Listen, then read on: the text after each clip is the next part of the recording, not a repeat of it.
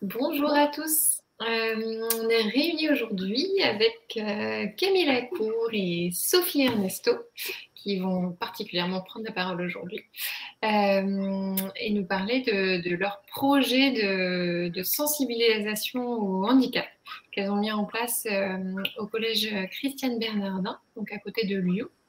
Camille est sophrologue et AESH et Sophie est AESH et COULIS. Donc COULIS, tu décriras ce que c'est exactement après, Sophie. Voilà, donc je vais leur laisser la parole tout simplement. On est assez nombreux aujourd'hui, donc ce que je vous propose, c'est de poser vos questions dans le chat au fur et à mesure, et puis on y répondra à la fin du webinaire. J'ai aussi oublié de me présenter. Moi, je suis Faustine Thillard, je travaille chez Mobilis et je m'occupe tout particulièrement de la bibliothèque Sondo. Et du coup, ce webinaire fait partie d'un cycle sur l'accueil des élèves à besoins éducatifs particuliers. Il y a pas mal dans le cadre de la bibliothèque Sondo, on travaille avec beaucoup de personnes qui ont plein de choses intéressantes à dire. Et du coup, c'est quand j'ai rencontré Camille et Sophie, j'ai découvert que leur projet, je l'ai trouvé très très intéressant et je me suis dit que beaucoup de gens pourraient en bénéficier. Donc voilà, du coup, je leur laisse la parole. Bonjour, merci Faustine. Moi, je suis Sophie Ernesto, je suis AESH Co en Ulysse, ce qui veut dire que je travaille plus particulièrement avec les élèves du dispositif Ulysse, qui est présent au collège. Je vais vous faire une présentation très rapide de l'établissement dans lequel on est avec Camille. C'est un établissement qui se situe à Lyon. Son nom est le collège Christiane Bernardin et c'est un établissement qui est récent.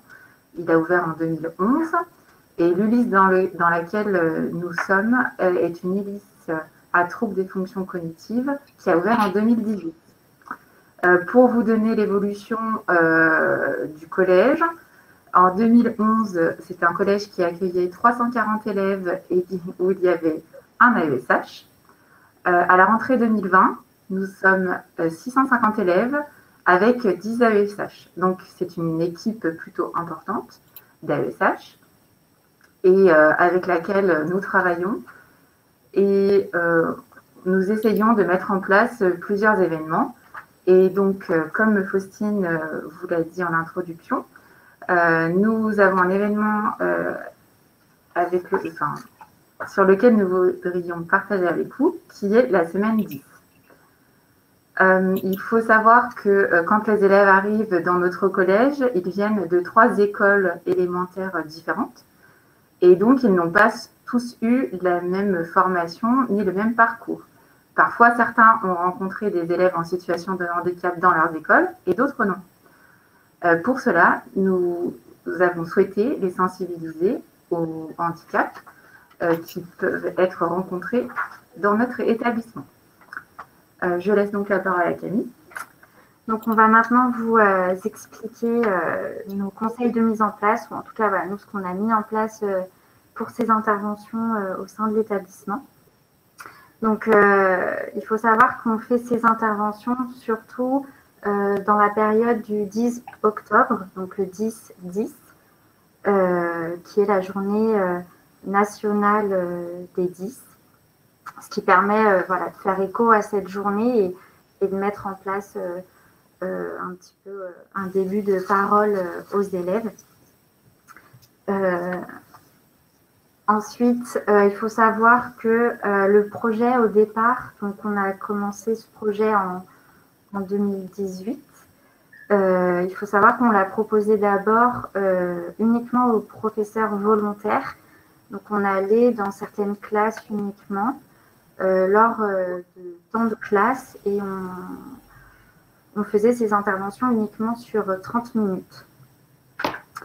On a ensuite donc proposé un questionnaire de satisfaction aux professeurs pour un peu avoir leur retour et ils ont été plutôt très positifs.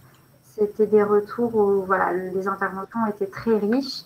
Du coup, pour eux, 30 minutes était insuffisant.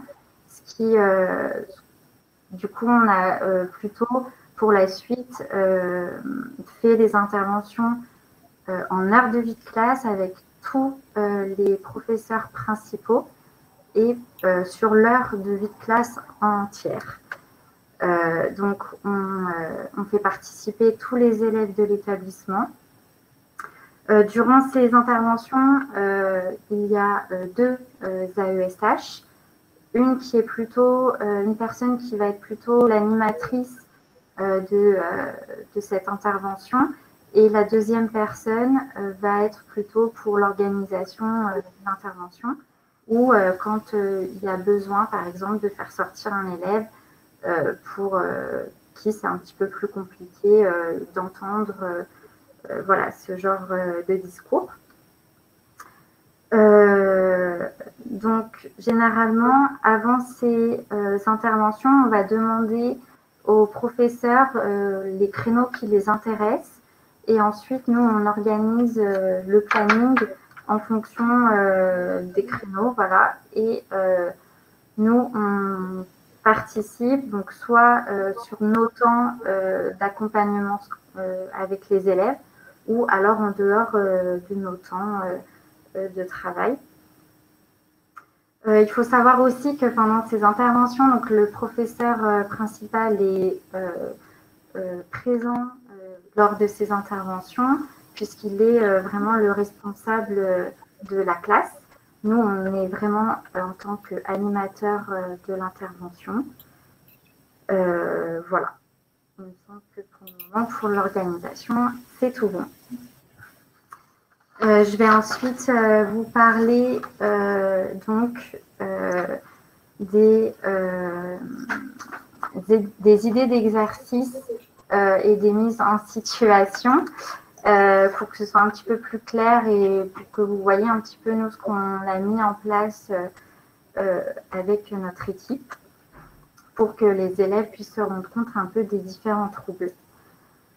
La première année, en fait, comme on intervenait uniquement sur quelques classes, on a donc fait un PowerPoint avec plusieurs troubles que l'on a mis, voilà, qu'on a pu mettre en place. Et les élèves choisissaient uniquement 2, voire 3 troubles qui pouvaient les intéresser.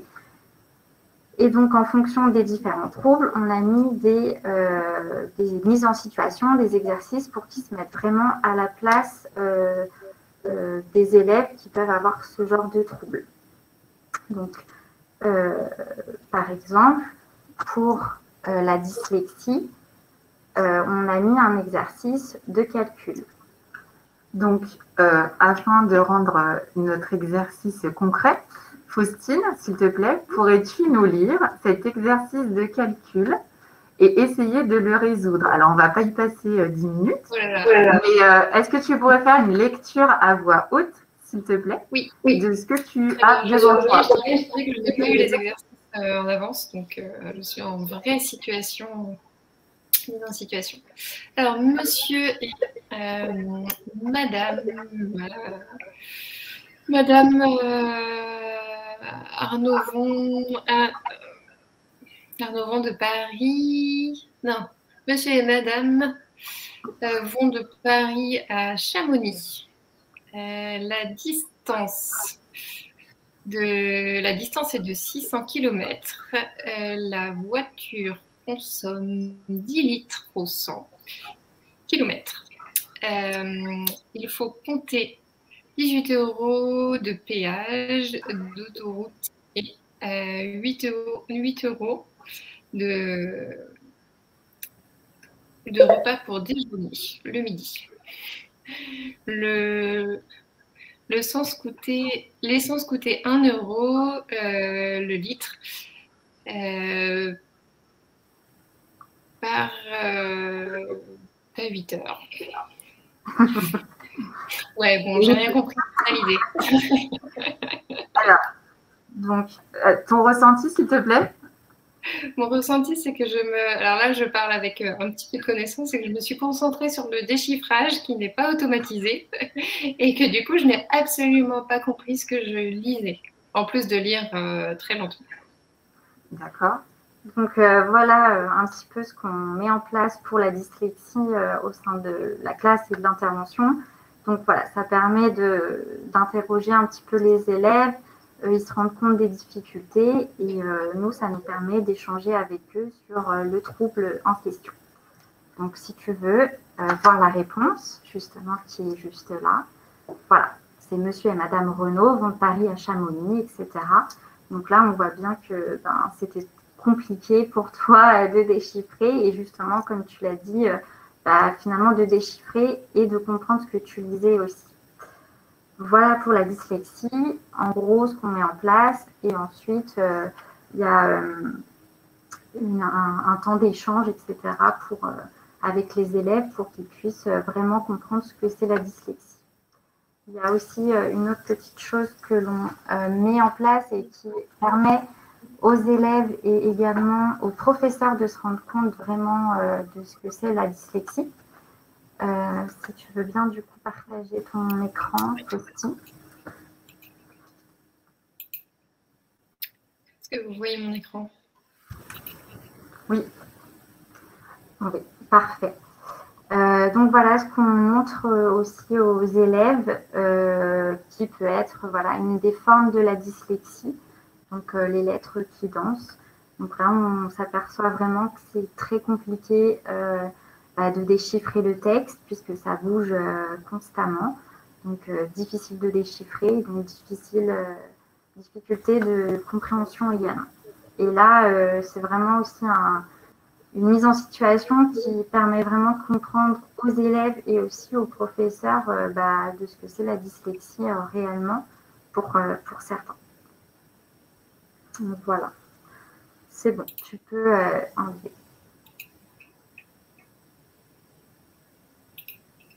Je reviens à la présentation. Super. Donc voilà pour la dyslexie. Ensuite, pour la dyspraxie, ce qu'on met en place, c'est une dictée. Donc, on va dicter à chaque élève ce texte que vous voyez ici. Par contre, la difficulté qu'ils ont, c'est qu'ils vont devoir écrire avec leur main non dominante. Donc, par exemple, un droitier va écrire avec sa main gauche. On fait de sorte que la dictée se passe comme un professeur de français peut le faire, de façon un peu rapide, sans trop être rapide, mais dans un bon rythme. Et on s'aperçoit que finalement, les élèves nous demandent beaucoup de ralentir, de répéter, etc., puisqu'ils se rendent compte que l'exercice est difficile. Donc, voilà ce qu'on peut dire aussi. Oui, et puis parfois, on a aussi des retours sur des élèves qui nous disent que c'est difficile d'écrire, c'est-à-dire que ça leur demande un effort de tenir le crayon, de former les lettres. Il n'y a pas l'écriture automatisée puisque ce n'est pas leur main dominante et c'est un vrai effort d'écrire. Et ils se rendent compte du coup d'une des facettes de la dyspraxie.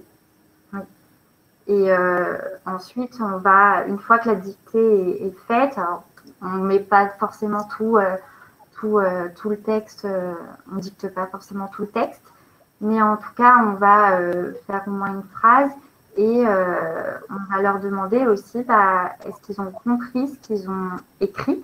Donc, on va leur poser la question, finalement, qu'est-ce que c'est la dyspraxie? Et généralement, pour eux, c'est très difficile de reformuler ce qu'ils ont écrit parce que ils vont le cacher et du coup ça pose aussi beaucoup d'interrogations pour les élèves et ça leur permet aussi de vraiment comprendre les difficultés qu'un dyspraxique peut avoir. Voilà pour la dyspraxie. Ensuite, pour la dysphasie, ce qu'on a mis en place, c'est on partage un petit peu la classe en deux. Il y a des élèves qui vont être face à ce qu'on projette et il y a des élèves qu'on va retourner, qui vont être dos au tableau. Et l'exercice, c'est les élèves qui voient l'image en question que vous voyez ici, doivent donc mimer à l'élève qui est à côté d'eux et qui est par contre lui dos au tableau, et mimer de façon voilà, assez simple pour que la personne puisse en fait dessiner ce qu'on lui montre, enfin ce qu'on lui mime. Donc voilà, il va essayer de mimer le mieux possible pour que l'autre puisse restituer en dessinant le mieux possible ce qu'on lui décrit. Du coup, comme on ne pouvait pas faire ça, on s'est adapté. Et Faustine, est-ce que tu veux jouer encore une fois avec nous? J'ai l'impression qu'on propose un Time's Up là. Mais oui, d'accord. Alors, s'il te plaît, il y a une liste de mots interdits que tu vois. Donc, plage, vacances, château, bronzé, mer et soleil. Il va falloir que tu nous décrives l'image, puisque ce sont des mots que tu connais, mais que tu ne vas pas pouvoir utiliser de la façon la plus simple possible pour qu'on puisse se l'imaginer. D'accord, donc j'ai le droit de prendre des synonymes. Oui, tu as le droit de faire ce que tu veux, mais n'utilise pas les mots qui sont affichés. D'accord, donc c'est une mère et un enfant qui sont en congé, probablement, en train de s'amuser et de se reposer dans un lieu proche de l'océan. Voilà. Et il a l'air de faire très chaud. Ils sont en maillot de bain. Bravo. Oui, ça va. Donc, c'est pour mettre en avant ce côté-là de la dysphasie qui est un trouble qui n'est pas limitant intellectuellement, mais qui simplement met en difficulté la personne qui a les mots, mais qui ne sait pas les réapproprier et les utiliser au bon moment ou les exploiter de façon simple, précise. En mettant en place ces mots interdits, on t'a mis en difficulté puisqu'effectivement, tu les connais, ces mots, tu sais ce qu'ils veulent dire, mais tu ne pouvais pas les utiliser parce que tu étais empêché par le fait de te mettre en situation de dysphasie temporaire. Voilà pour la dysphasie. Ensuite, donc, on fait aussi les troubles de l'attention. Donc, on propose aux élèves, pareil, le test de Stroop. Est-ce que tu connais le test de Stroop, Faustine? Absolument pas. Je suis curieuse. Tu vas encore on va me demander de compter les jaunes qui ne sont pas jaunes et les... Non, alors, pas tout à fait. La règle est la suivante. Tu as donc un mot, une couleur, et on va te demander de lire le... Alors, la couleur du mot et pas lire le mot. Est-ce que tu as compris? D'accord. Le plus rapidement. Sur tous, là, je le fais? Oui, le plus rapidement possible, parce que quand on lit vite, on ne lit pas doucement, on n'a pas le temps en classe, il faut aller vite et être efficace. Donc... D'accord. Vert, jaune, rouge, noir, vert, bleu, rouge, bleu, rouge, bleu, noir, vert, jaune, noir, vert. Bravo. Non, mais tu t'en sors bien, bravo. Tu passes les troubles avec brio. C'est très bien. Voilà ce qu'on peut mettre en place, pareil, pour ce trouble de l'attention. Ce qu'on met aussi en évidence dans ce trouble, c'est qu'on va leur montrer aussi une vidéo, généralement qui est assez peut-être connue, où on voit un groupe se lancer des passes. Et en plein milieu de ces passes, il y a un élément perturbateur qui arrive. Et généralement, alors, soit on le voit et du coup, on oublie de compter les passes et donc on ne sait plus où on en est. Soit on ne voit pas du tout l'élément perturbateur et là, par contre, on arrive à compter les passes et on a souvent la bonne réponse. Donc voilà, ça les met en situation et en disant, ah oui, n'importe quoi peut arriver et peut troubler leur attention. Donc voilà, ils aiment bien ce genre d'exercice pour vraiment se rendre compte de ce qu'un élève peut vivre aussi au quotidien. Et puis, on a bien vu que même toi, Faustine, ça t'a demandé un effort de concentration puisque les 2 premières colonnes étaient plutôt fluides et puis sur la dernière, c'est difficile et puis ça te demande vraiment d'être concentré sur cette tâche-là. Et la plupart du temps, les élèves ont des doubles tâches à effectuer qui est écouter, écrire et il ne faut pas se focaliser que sur un seul élément. Donc, c'est difficile. Et ces petits exercices, les élèves les apprécient parce que, comme toi, à la fin, on finit tous par en rire puisque c'est, enfin, tout le monde, c'est des petites choses que tout le monde peut faire et qui révèlent vraiment, en fait, c'est pas si évident de vivre avec un trouble. Oui, complètement. C'est vraiment l'intérêt de ce que vous proposez, je pense, de mettre en situation et de montrer que oui, on peut. Vous, votre projet, il permet de rendre le handicap finalement ludique. C'est horrible ce que je suis en train de dire, mais en tout cas auprès des enfants, de les captiver pour comprendre comment ça fonctionne et surtout de rendre le handicap réel, parce que c'est vrai que tous les troubles dont on parle jusqu'à présent, c'est des troubles qui sont invisibles. Donc, un enfant qui a un handicap physique, c'est facile de comprendre pourquoi il ne peut pas marcher, pourquoi il faut lui adapter le chemin jusqu'à l'école ou jusqu'à la classe.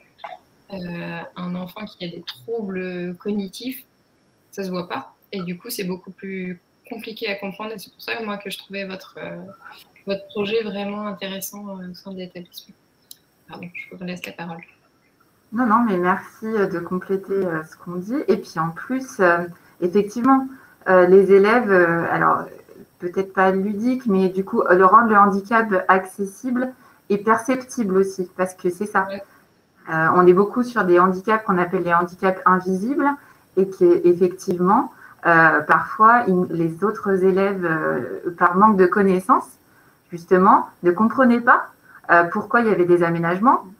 Pourquoi il y avait une ou plusieurs AESH, pourquoi dans certaines disciplines et pas dans d'autres. Donc là, c'est une espèce de mise à niveau générale et par ces jeux, par l'intermédiaire de jeux, les élèves comprennent très bien et s'en souviennent, puisque du coup, c'est une action qui est pérenne et Camille continue à développer le reste de nos actions. Ensuite, on va également faire les mêmes sortes de jeux, de mise en situation, en tout cas pour, pareil, le trouble du spectre de l'autisme, la surdité, le handicap physique ou la malvoyance. Donc c'est pareil, on discute un petit peu, on voit avec les élèves ce qu'ils connaissent de ces troubles, ces handicaps. Ensuite, on les met en situation pour qu'ils se rendent compte vraiment de comment peut vivre une personne avec ce trouble ou ce handicap par ces mises en situation. Et ensuite, pareil, on rebascule sur un temps d'échange et de remise, qui se rendent vraiment compte de ce que c'est.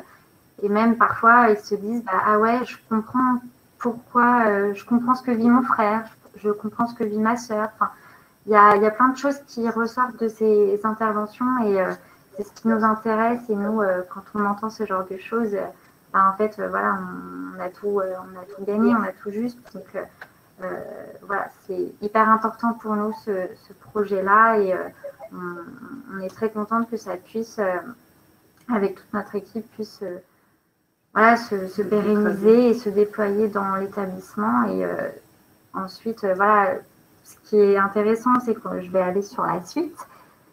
Et donc, la première année, ce que je vous ai dit, on a fait sur quelques classes avec les professeurs qui étaient volontaires, qui étaient intéressés par notre projet. Et donc, l'établissement a trouvé nos interventions plutôt intéressantes, bénéfiques pour le collège. Donc, du coup, on a fait ces interventions l'année suivante, plutôt avec tous les professeurs principaux. Donc là, on intervenait vraiment on intervient maintenant sur toutes les classes, donc tout le collège. Et on a décidé, donc comme certains élèves avaient déjà vu le PowerPoint, on a décidé de mettre en place d'autres choses et de garder ce PowerPoint uniquement pour les élèves de 6e. Donc, on a fait d'autres choses pour les 5e, 4e et 3e. Et là, la 2e année, on a mis en place des jeux de société. Donc, on a pris une classe entière et pendant 1 heure, on a partagé le temps en 2. Pendant une demi-heure, on a fait des petits jeux. Et ensuite, la demi-heure suivante, on a échangé sur ce qu'ils ont pu comprendre durant ces jeux-là. Donc, comment ça se passait? Pour le tabou et le Time's Up, en fait, c'est un peu comme ce qu'on t'a fait, Faustine, avec les mots tabou, avec les mots interdits. Et par contre, le Jungle Speed, le double et l'esquissé, là, ce sont des choses un peu plus manuelles où on va devoir prendre des cartes, tenir un crayon. Donc là, on a vraiment sensibilisé les élèves à vraiment des handicaps un peu plus visibles. Donc, par exemple, on leur a mis à chaque élève, dans chaque groupe, on a mis des handicaps. Donc, on a mis, par exemple, pour un élève, un gant de boxe sur une main. Pour un autre élève, on a attaché 2 doigts. Sur un autre élève, on lui a mis un casque anti-bruit. Pour un autre, on a caché la vue. Voilà, pour qu'ils vraiment se rendent compte que même dans un quotidien, même dans un jeu, le trouble est toujours là et qu'on le garde et qu'il ne s'en va pas. Et que voilà, les enfants, ils aiment bien jouer à ces jeux de société-là. Et ça aussi, c'est ludique, mais ça leur montre qu'aussi il y a des difficultés dans un jeu de société. Et ça a permis des échanges. Pendant ces jeux-là, on s'est rendu compte qu'il y avait des élèves qui voulaient changer de handicap. Nous, on leur a dit, non, un handicap, ça ne s'échange pas. Voilà, il y a eu plein de réflexions comme ça, parce que pour eux, c'était un jeu. Mais pour nous, c'était vraiment, voilà, pareil, une mise en situation pour vraiment leur faire comprendre voilà, que c'est tous les jours, c'est au quotidien. Il n'y a pas 1 heure où ils ne sont pas sans trouble, que c'est au collège, mais ça peut être à la maison, ça peut être dehors, ça peut être chez le copain quand il joue, etc. Donc, c'est vraiment des moments qui sont voilà, très intéressants aussi à faire avec les élèves. Et ça leur permet vraiment, pareil, de se rendre compte de ce que peut vivre un élève avec un trouble particulier. Voilà, il me semble, pour moi. Oui. Alors, effectivement, donc tous ces jeux, puisque c'est comme ça qu'on a décidé de rebondir l'année suivante, étaient super intéressants. Malgré tout, pour ne pas lasser les élèves, il faut toujours se renouveler. Et puis, comme l'équipe s'est étoffée, chacune est venue avec son expérience personnelle et professionnelle, ce qui a donné l'année suivante l'objet de faire des mises en scène. Donc, du coup, les élèves ont fait des scénettes sur lesquelles nous, on donnait un script et des situations réelles avec des handicaps. Donc, chaque élève décidait de prendre un rôle. Et puis après, il y avait une mise en scène à élaborer et une situation à exposer devant la classe. Donc ça, c'est le choix qui a été fait cette année. Ça a été une expérience aussi très enrichissante parce que du coup, on a perçu comment eux, ils vivaient le handicap, notamment à l'école, parce qu'il y avait des situations qui se passaient à l'école. Et c'est très drôle parce que les adultes étaient souvent représentés comme des personnes intolérantes, méchantes, qui ne comprenaient pas. Et les élèves, eux, plutôt tolérants, sympathiques et bienveillants. Donc, c'était intéressant de voir comment eux, ils se projetaient dans ces mises en scène. Après, le fait de pouvoir faire ces jeux de rôle, on insistait bien sur le fait que ce n'était que temporaire parce que effectivement, dans les classes dans lesquelles on intervient aujourd'hui, on accueille quand même énormément d'élèves en situation de handicap, puisque nous sommes 10 AESH, et qu'on ne met le focus sur aucun de nos élèves. On ne veut absolument pas qu'un élève se sente mal. Donc, s'il ne souhaite pas participer, il sera spectateur. On n'oblige personne. Pour pérenniser notre action dans le temps, Il faut aussi savoir que l'établissement a fait le choix de l'inscrire dans son projet d'établissement, ce qui nous donne une crédibilité auprès de nos collègues, mais aussi auprès des élèves, puisque du coup, ils savent maintenant qu'autour du 10 octobre, nous allons intervenir dans leur classe sur une heure de vie de classe. Ça permet aussi d'avoir une continuité sur les années. Et au-delà de ça, cela leur permet de valider des compétences, notamment pour les élèves de 3e, au niveau du brevet des collèges. Donc tout ça fait une enveloppe globale de choses qui nous permet de toujours chercher à nous renouveler et à développer nos actions pour les rendre intéressantes et interactives. Parce qu'on ne veut surtout pas faire des cours ou des...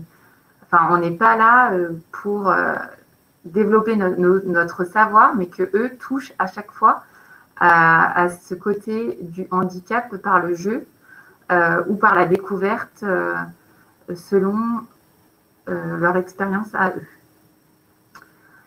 Donc, les projections pour l'année prochaine seront d'être de nouveau sur le renouvellement et notamment, on imagine, hein, c'est pas encore construit, sur un niveau de classe, on ne sait pas encore lequel, de faire deviner les devine-tête, devine qui est, avec notamment des personnes célèbres qui sont connues pour avoir dépassé leurs troubles et avoir mené une vie normale, je ne sais pas si c'est le bon terme, mais en tout cas, avoir construit leur vie au-delà de leur handicap. Je ne vous en dis pas plus parce que pour l'instant, le projet est en construction. Mais voilà, on sait déjà que l'année prochaine, il y aura un nouveau jeu avec de nouveaux échanges et des nouveautés. Donc, peut-être qu'on se reverra pour en reparler et savoir si les élèves ont adhéré à cette nouveauté. Oui, mais oui. Merci, Faustine. Alors, du coup, les résultats obtenus.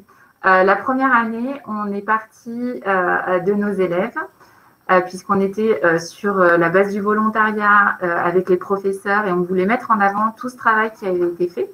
Donc, on a décidé de faire des affiches. Alors, comme vous pouvez voir à l'écran, il y a une affiche sur la dyslexie. On retrouve en haut de l'affiche le petit fascicule « Je suis 10 et alors ?» qui a été aussi une base pour nous, pour aborder le handicap. Et puis une carte mentale aussi qu'on a retrouvée. Voilà, au début, on est parti vraiment d'outils qui existaient, hein, on n'a pas tout inventé. Ce n'était pas possible. Et puis, il existe déjà beaucoup de choses super. Donc, on s'en est vraiment inspiré. Peut-être notre différence et notre singularité, c'est de mettre vraiment les élèves en situation. C'est peut-être là où nous, on est singulier. Et on a mis ces affiches ensuite dans le hall pour les journées portes ouvertes de l'établissement.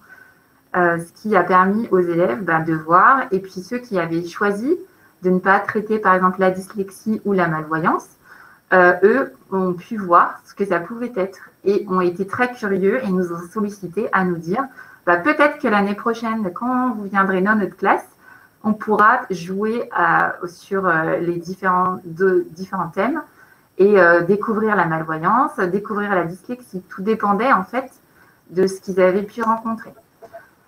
De nouveau, on a des textes. Donc là, sur une des affiches de la dyspraxie, on peut voir les fameux textes dictés, ce que ça peut rendre. Alors, c'est anonyme, hein, bien sûr, parce que de nouveau, on cible jamais personne. On est vraiment sur un esprit de découverte et pas sur une mise de situation gênante ou de focus sur un de nos élèves qui pourrait être présent dans la classe. Au contraire, on lisse vraiment et on fait la même présentation à tout le monde. Et les volontaires participent, ceux qui préfèrent rester en retrait, on comprend. Et on leur dit simplement d'être respectueux et d'écouter et après d'intervenir si des questions peuvent venir sur le long terme. D'autre part, on voit que on vous présente une affiche de Optoys qui nous a aussi inspiré pour nos débuts, puisque on trouve ça très parlant, la mise en scène qui est faite et le fait d'expliquer de façon très simple, avec une image et quelques mots, ce que peuvent être les différents troubles et handicaps qu'on avait décidé de présenter. Et sur l'autre affiche, on voit la dysphasie, qui est donc le jeu auquel on t'a fait jouer tout à l'heure, Faustine, avec les dessins, du coup, puisque nous, en classe, on les fait dessiner et on ne les fait pas trop discuter, mais ça donne des situations très intéressantes. On peut voir que certains ont plus de facilité à faire deviner ce qui est dit et d'autres plus de mal. Hein. Voilà.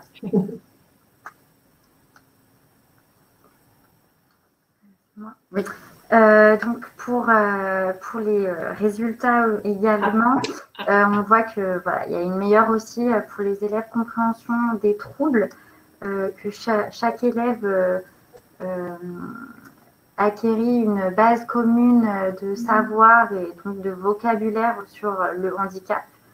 Et on s'est aussi posé la question suite un petit peu aux mises en situation par le théâtre, que ça pouvait aussi tout à fait donner des compétences aux élèves, notamment pour le parcours du citoyen. Donc voilà, on les forme un petit peu, on se dit, à devenir des élèves, ou en tout cas des citoyens sensibles à la différence et au handicap. Voilà, si vous avez des questions. Alors, moi, j'ai vu quelques petites questions. La première, c'est que vous avez dû soumettre votre projet à la DSDEN de votre département. Ou est-ce que ça s'est passé uniquement au sein de l'établissement? Alors, pour l'instant, c'est dans l'établissement, puisque on est arrivé à cet aboutissement 2019, je dirais, puisque voilà, il a fallu le temps qu'on monte tous ces projets et qu'on arrive à cette présentation qu'on vous fait aujourd'hui, puisque au départ, on est parti de profs volontaires et ensuite, ça a été mis dans le projet d'établissement. Enfin, il y a eu toute une procédure et aujourd'hui, oui, effectivement, pourquoi pas, on en parlera à notre direction. Voilà, c'était juste une demande d'une membre de la FCPE d'un établissement. Plein de retours qui disent que c'est très inspirant ce que vous dites et tout ça, et qui demandent si on pourrait envoyer la présentation après. Je pense que oui. Oui, oui. Bah ouais. Donc on renverra de toute façon, vous allez recevoir le webinaire en replay. Et je vous enverrai un petit mail avec la présentation, parce que l'objectif de ce webinaire, c'était aussi vraiment que, voilà, et de tous les webinaires, c'est qu'il y a des choses très très bien qui se font, comme vous disiez tout à l'heure, vous êtes inspiré d'exercices qui existaient déjà, etc. L'objet de ça, c'est de généraliser et de faire en sorte qu'il y ait de plus en plus de projets comme le vôtre qui fleurissent dans les différents établissements de France. Et tant qu'à faire, autant ne pas tout reconstruire à chaque fois, mais s'inspirer de choses qui marchent. Et nous, on est bien sûr partant pour avoir d'autres retours, donc soit à partir de ce projet-là, soit d'autres choses qui ont bien fonctionné aussi dans les établissements. N'hésitez pas à nous les communiquer, comme ça, nous, on transmettra aussi lors de ce type de webinaire ou aux gens qui ont participé. Après, j'ai d'autres questions. Est-ce que vous avez une page Facebook ou un blog avec vos différents supports ou outils? Non, du tout. On n'a pas fait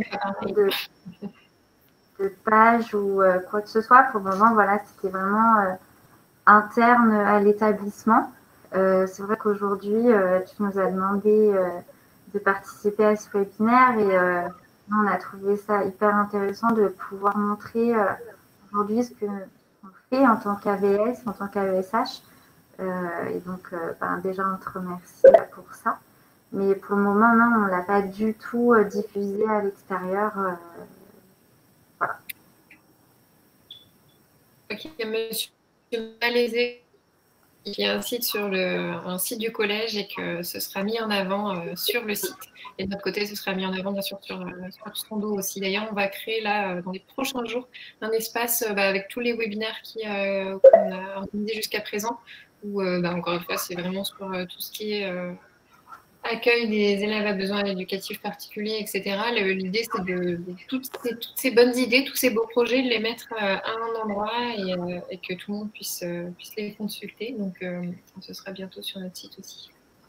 Il y a plein de personnes qui demandent aussi si on pourra suivre le projet, mais je pense que ce serait sur ces endroits-là aussi. Et peut-être qu'on pourra refaire un petit point, un petit webinaire dans quelques mois pour voir la version de l'année prochaine.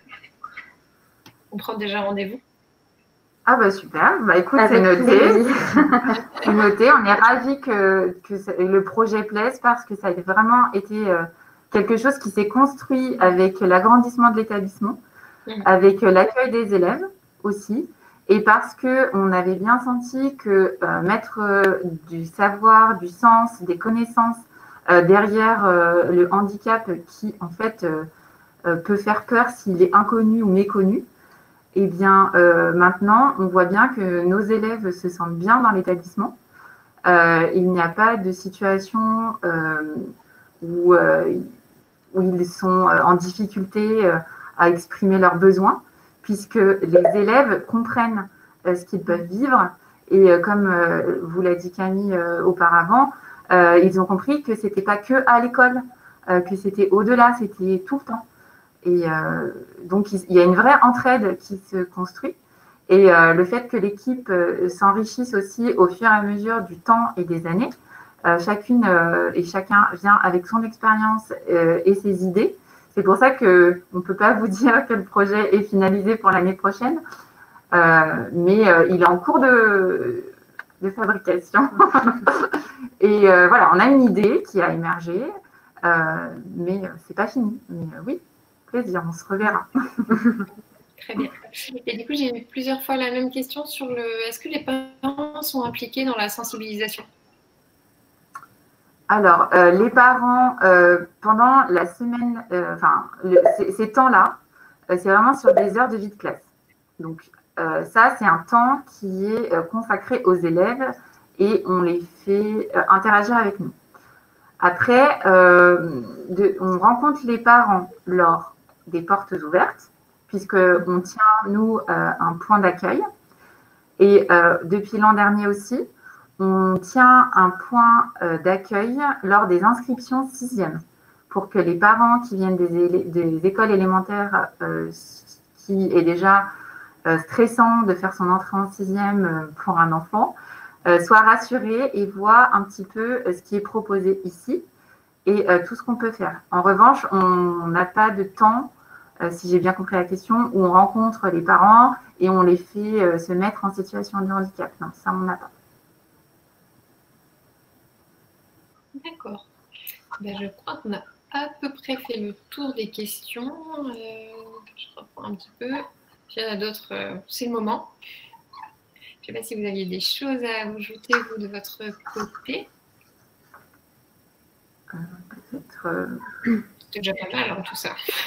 Non, mais ensuite, on invite. Alors, je ne sais pas s'il y a beaucoup de collègues AESH qui sont connectés ou des enseignants, mais vraiment, ces actions, même si elles mettent du temps à se concrétiser, à se mettre en place, ça vaut vraiment le coup parce que là, nos élèves qui ont eu les premières diapos arrivent en 3e. Et c'est vraiment super parce que c'est hyper riche. On pense vraiment qu'on a trouvé une bonne façon de les sensibiliser sans les embêter sur le long terme à leur dire des définitions qu'ils ne comprendraient pas, qui seraient indigestes pour eux. Donc vraiment, on vous encourage, si vous êtes une équipe d'AESH ou un établissement scolaire motivé et qui a envie de développer ces pratiques, n'hésitez pas parce que vous en ressortirez très riche. Les élèves sont surprenants et de détecter aussi, nous, ça nous est arrivé que des élèves viennent se confier à nous parce que ils se sont reconnus dans un trouble. Alors, on leur dit bien qu'on n'est pas médecin, nous. C'est pas nous qui allons gérer ça. Mais du coup, ça leur fait comprendre des choses et ça, c'est génial aussi. Ouais, il y a d'autres petites questions qui arrivent. Est-ce que la République connaît votre projet? Alors, moi, je peux répondre. Parce que justement, il y avait Laetitia Brancière qui a participé qui a organisé un webinaire il y a 2 semaines, je crois. Et je lui avais parlé de vous à ce moment-là et je crois qu'elle était là ou qu'elle va recevoir le webinaire dans la foulée. Donc, si elle en a déjà un peu entendu parler, mais elle va entendre parler beaucoup plus à partir d'aujourd'hui.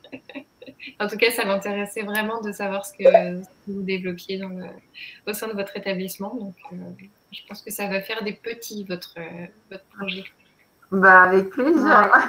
C'est le but aussi de pouvoir parler de ce projet et de le diffuser. Et puis, pourquoi pas donner des idées aux établissements. Nous, c'est hyper intéressant pour nous. Et puis, je pense que c'est hyper intéressant pour les autres aussi. Donc, c'est super, c'est génial. Et j'avais un autre, c'est pas une question, mais c'est plutôt la sensibilisation permet de réduire les harcèlements. Et oui, j'imagine que ça doit faire partie des objectifs de informer pour mieux comprendre et réduire tout ce qui est harcèlement dans la foulée. Alors, on va dire qu'on est plutôt dans l'établissement, on a une position qui est plus de d'abord partager, je trouve pas le mot, d'informer, voilà, plutôt que de réagir. Donc, du coup, on a préféré, pour que justement, il n'y ait pas des situations compliquées, être dans la prévention, voilà. Dans la prévention plutôt que dans l'action où après on est dans des situations compliquées. Donc la prévention, c'est vraiment ce qui... c'est pour ça aussi que début de l'année, c'est bien, puisque les classes se connaissent pas trop encore.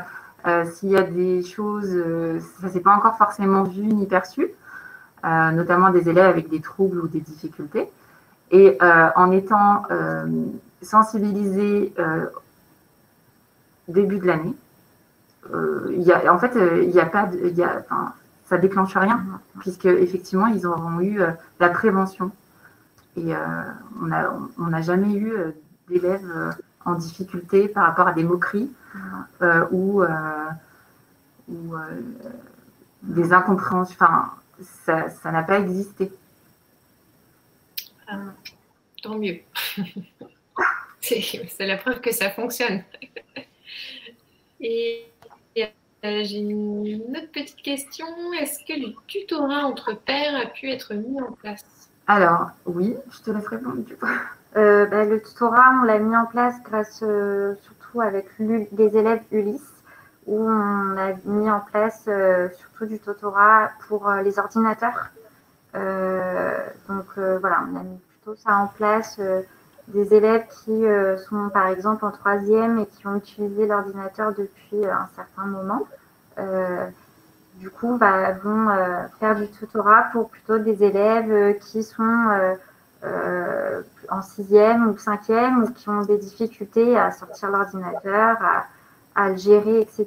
Voilà, c'est plutôt ça qu'on a mis en place pour le tutorat au sein de l'établissement. Et on se rend compte que c'est quelque chose qui marche beaucoup et qui aide les enfants, les élèves à développer leur habilité avec l'ordinateur et à être plus confortable avec leurs ordinateurs au sein de l'école. Et puis, du coup, de façon plus récente, puisque on a aussi mis en place Alors, c'est pas encore du tutorat, mais c'est de la mise en situation. Donc, nous, notre partenariat avec Sando, il a été, il a débuté par les élèves du dispositif Ulysse. Et donc, ce sont eux qui sont mis en avant pour exposer dans leur classe comment on utilise Sando et comment est-ce qu'on peut avoir cet outil facilitant à la lecture. Donc, ce sont nos élèves du dispositif Ulysse qui ont eu la formation et donc qui sont nos ambassadeurs, voilà. Enfin, nous, on essaye vraiment de mettre en avant nos élèves dans des compétences dans lesquelles ils peuvent être experts, plus que nous d'ailleurs. Et avec Sando a aussi permis cela. Ben ça, c'est pareil. C'est des choses qu'on va partager auprès de nos différents abonnés parce que c'est vraiment des retours intéressants. Enfin, c'est voilà, une façon aussi d'intégrer encore une fois les élèves du LIS qui ne sont pas toujours hyper bien intégrés. Donc, c'est très, très intéressant. Du coup, je crois qu'on a fait le tour des questions. S'il y en a d'autres, c'est encore le moment. Mais déjà, merci, vraiment merci beaucoup pour toutes ces informations. Bravo pour ce beau projet qui, voilà, qui est vraiment intéressant et qui, oui, je pense, mérite d'être dupliqué un peu partout. Bah, merci Faustine. Merci à toi pour l'invitation. Ça nous a fait très plaisir. Merci d'avoir accepté. Et bah, du coup, bon après-midi à tous, tous. Je vous renvoie tout à l'heure le replay du webinaire, la présentation, les liens dont on a parlé, le lien du site de mise en situation pour la dyslexie, etc. Tout ça, je vous mettrai dans un mail. Si vous avez la moindre question, n'hésitez pas, que ce soit pour Sophie et Camille, je les transmettrai. Et puis bon, moi aussi, j'y répondrai si vous le souhaitez. Voilà. Eh bien, à bientôt. Je vais clore ce webinaire. Merci. Merci. Au revoir. Au revoir.